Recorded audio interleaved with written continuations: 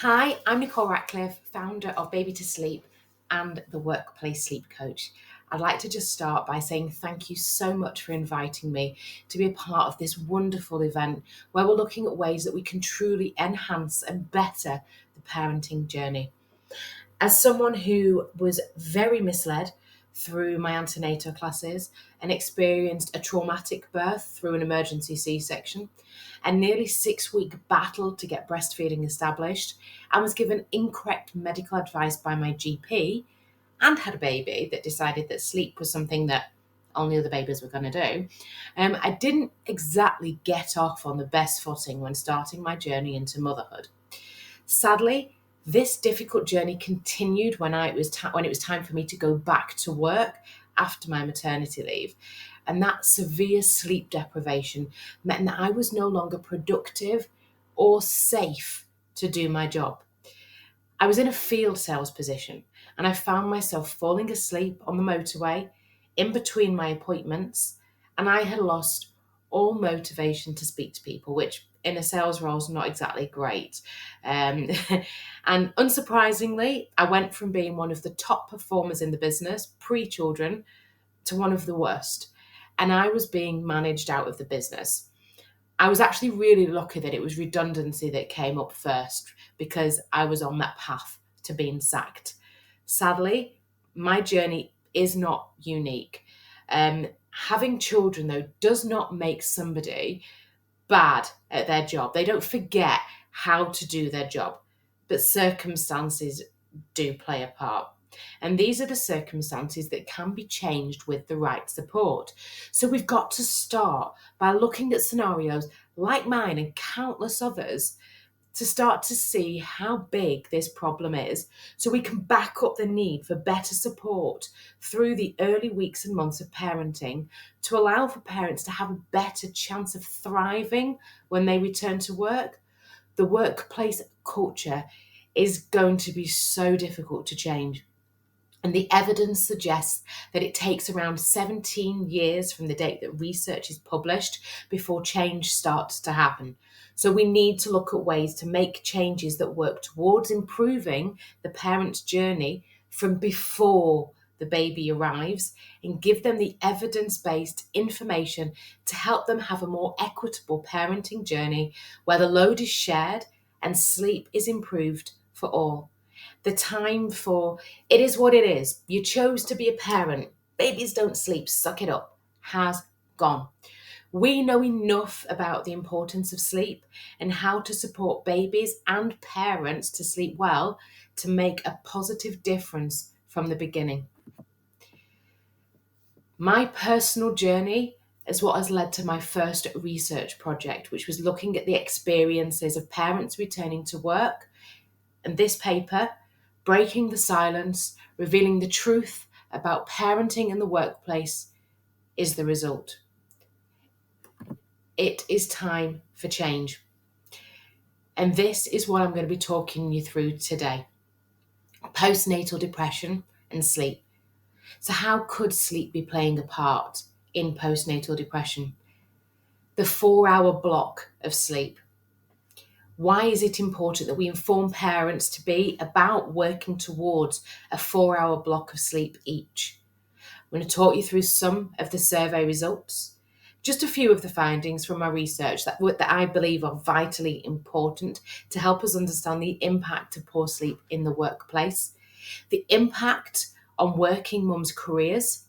We'll hear from some of the mums who shared their experience during my research. We will look at what change needs to happen, and we'll discuss how you can play a part in making that positive difference. But before I start talking about the size of the problem or the solution, I want you all to do something for me. I want you all to close your eyes and count to 4 for me. 1, 2, 3, 4. It isn't long, is it? But that 4 seconds as a micro sleep on the motorway is the equivalent to driving the full length of a football pitch with your eyes closed. How does that make you feel? Just sit with that for a moment and think about how that felt, because 1 in 8 people have admitted to falling asleep driving. That's only the people that have admitted it. And 37% of people have said that they felt scared that they would fall asleep driving. 4 seconds. That is all it takes to change or end a life. The reason I've just done that exercise with you is to help you truly understand the severity of this situation. Sleep deprivation isn't just being tired. And as midwives, you have the chance to help people lessen the chances of getting to this point. So postnatal depression and sleep.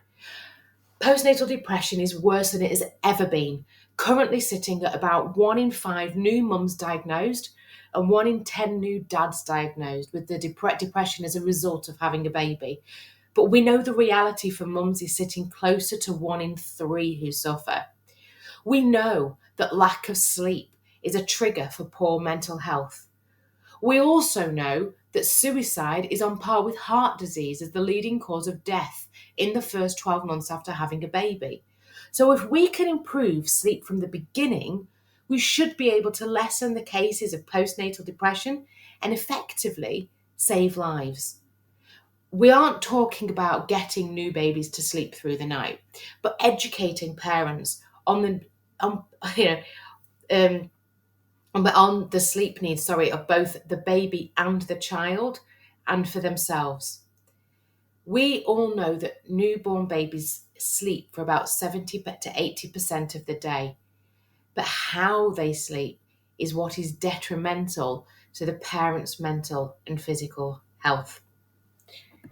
Short, fragmented sleep is perfectly natural for new babies.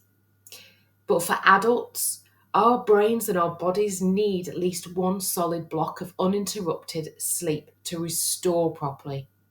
Surprisingly, that block only needs to be 4 hours long. That's it. If we can educate parents about the importance of this 4-hour block, not just for functioning safely, but also for communicating effectively and navigating both parenting and work, they are more likely to approach sleep as a team effort. By working together to ensure that they both get those crucial 4 hours, they set themselves up for better outcomes. Of course, we all need more than 4 hours to truly thrive, but when that block becomes the goal, the extra hours that we accrue on top, they feel like a bonus, and that broken sleep can then become more manageable. So let's just have a look at how big this problem is. So I put out a survey in 2023 and it was completed by 520 parents. And the questions were designed to capture different perspectives of the individual's experience. We looked at the impact of sleep deprivation on their safety and performance at work, the openness and communication with managers, their overall experience of returning to work, and the support that they received during that time. I think the most frightening statistic for me was just how many people said they did not feel safe to do their job, with 62.5% of parents saying their baby did not sleep well enough for them to function safely in work until at least 18 months old. Broken down into ages, 40% said it was between 18 months and 3 years old. But the really scary figure is that 22% of parents surveyed said it was past 3 years old before their child slept well enough for them to function safely in their job. Safely, not effectively. 43.9% of parents said that they were not able to confide in their manager about how bad things were and to admit that they were struggling. I'm going to touch on this in a bit. 33% of parents said they had a negative or mostly negative experience returning to work after having a baby. You will probably see why shortly when we get further into it. We also know that around 54,000 new mums leave the workforce every single year after having a baby. This is from various reports, and my own research has shown that 27.8% of parents left their job after returning to work, citing lack of support. This marries up with my second research paper that we put out and a paper published by Deloitte in 2021. This survey was completed by nearly all mums, so I'm going to use this statistic to show the stark reality of how this is impacting new mums and their careers. So what is the impact? So 2022-23 saw around 670,000 live births. This is a decline on the previous year, and 23-24 has shown further declines, hitting the lowest figure in England and Wales since 1977. Just to put this into context, since 1851, 23-24 is the 11th time only since 1851 that it's dropped below 600,000. I'll leave that up to you to have a think about why that might be, but I can't help wonder if part of it is due to the lack of support for women and parents in general in the workplace. So let's just work this out. So if we use 670,000 births and we look at the 27.8% of people that have said that they left their job, that takes us to around 186,930 people that left their job. We know that 54,000 people on average, new mums, are leaving the workforce entirely. So if we work these figures out, that means that of those that 27.8% of new mums that leave their job, we've got a 1 in 3.46 chance of them not actually continuing with their career. That's really, really frightening. So for every new mum that ends up leaving her existing job, the chances of them losing their career is sitting at 1 in 3.46. That's frightening. We talk about lack of support, and I'd like to share some of the comments that were left by parents who felt that they could not confide in their manager. My manager was a middle-aged man with no children. I was a mental health nurse working in a volatile environment, and when I did approach him, he started to show me statistics which didn't help with my anxiety and or the fact I didn't feel safe going to work. They were very judgmental and just expected you to get on with it, as being a parent meant a bit less sleep. One of them had also had a child slightly after me, and her view was that, well, my child sleeps, so should yours. I think that's absolutely outrageous. When it got to the point I'd had 1 hour's sleep for less than 3 months, I had to be off for a couple of days as my little girl was ill. They then pulled me in for an unofficial chat about my absence, despite me having hit no trigger points in the absence policy. I went off for 6 months, then resigned. There are so many things that are wrong about this one.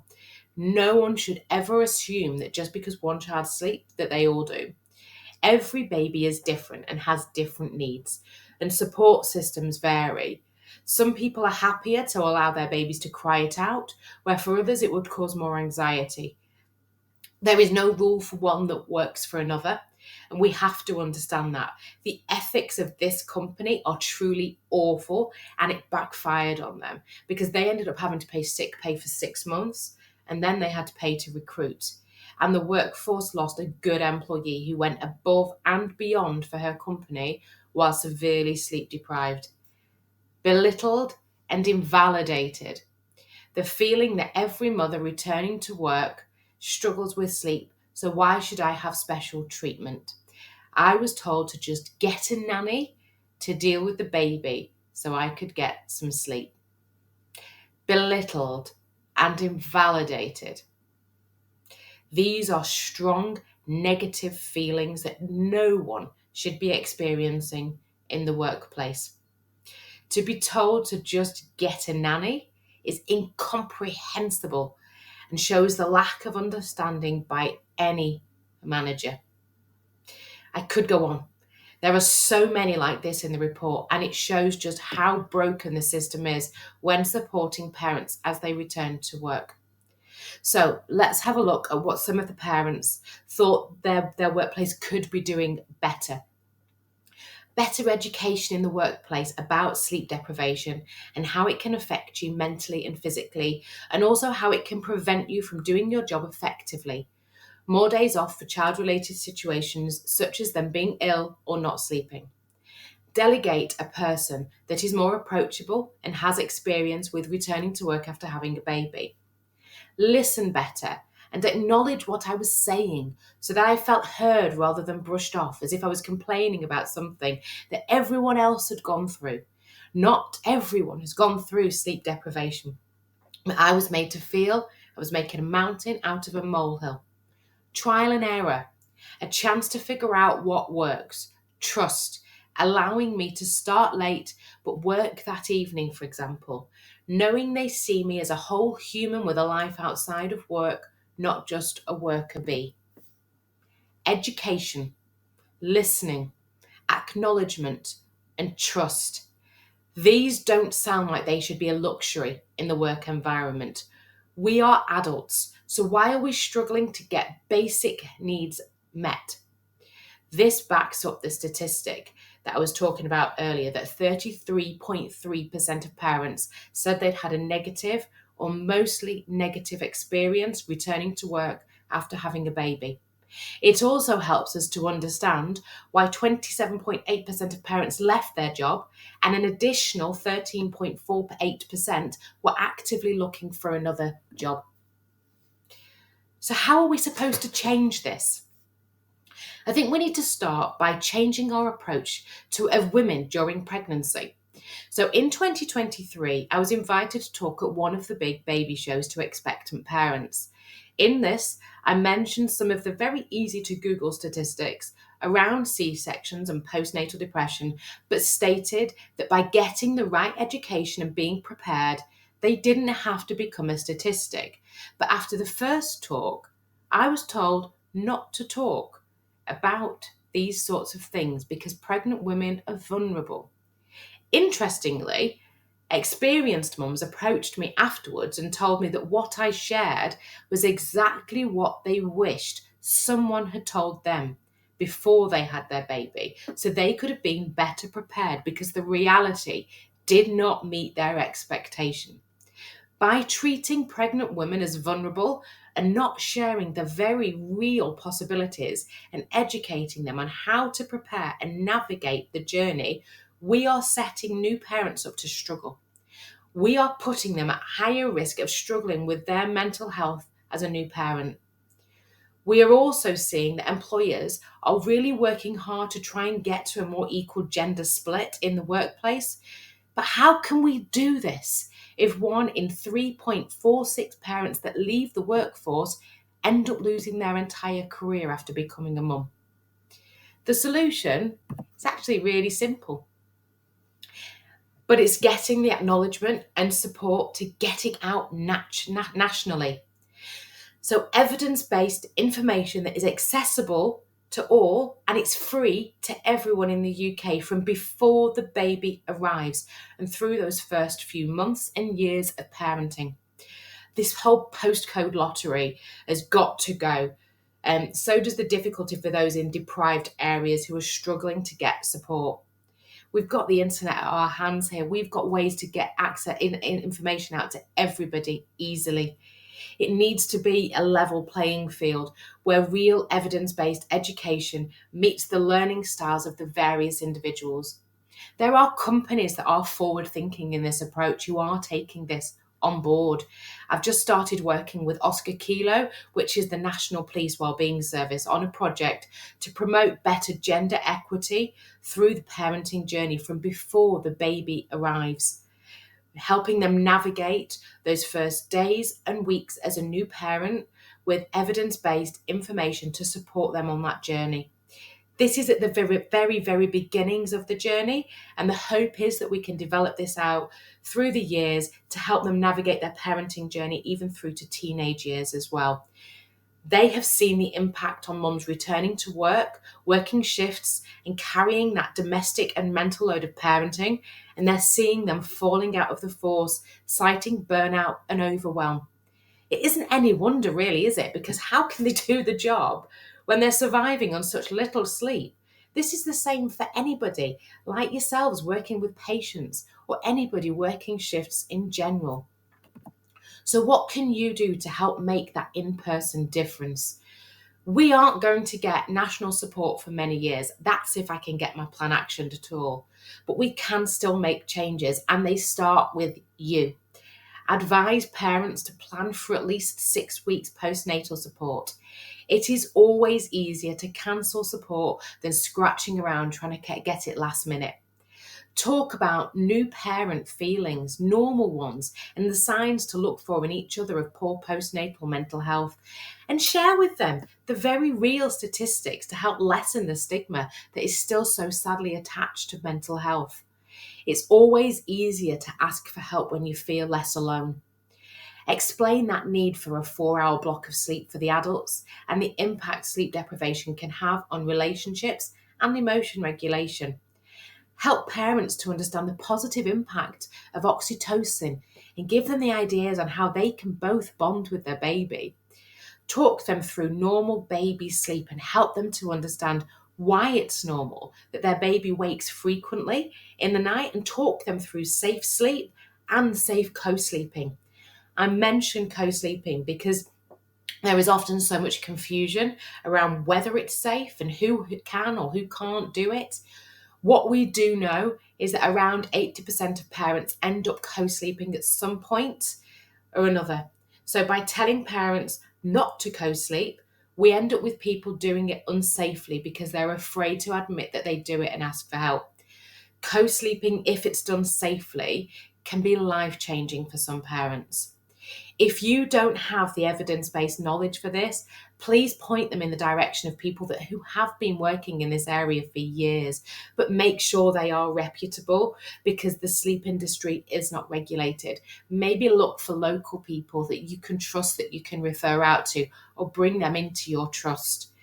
I have a solution that I am hoping is going to change the outcome for the next generation of parents and create better gender equity, better mental health, help lessen the breakdown of relationships, and improve the chances of our daughters being able to have both a career and a family in the future without detriment to their mental or physical health.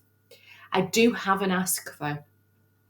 I have a very strong belief that sleep deprivation is one of the triggers for the rise in postnatal depression, and in both mums and in dads as well. We know that poor sleep and poor mental health are connected, so it makes complete sense. But what I need to do is prove why sleep deprivation is worse today to be able to get the solutions heard and actioned.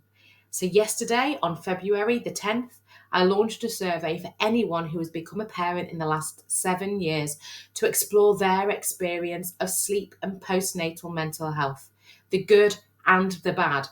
This survey is going to be open for 3 weeks, and we need to get over 1,000 participants to share their experiences so we can look for connections and patterns to give us the chance to offer that right solution. We're also looking to try and get at least 20% of dads, men, please, to complete the survey as well so we can get a real good mix. Please could you share this with anyone that you know who runs classes for parents and ask them to just take 10 minutes out to help us change the future of the parenting journey with the hope to both improve and save lives. If you want to find out more, whether you want to read the reports, you can read Breaking the Silence, Revealing the Truth About Parenting Workplace, Supporting Sleep Health, The Key to Occupational Wellbeing and Productivity.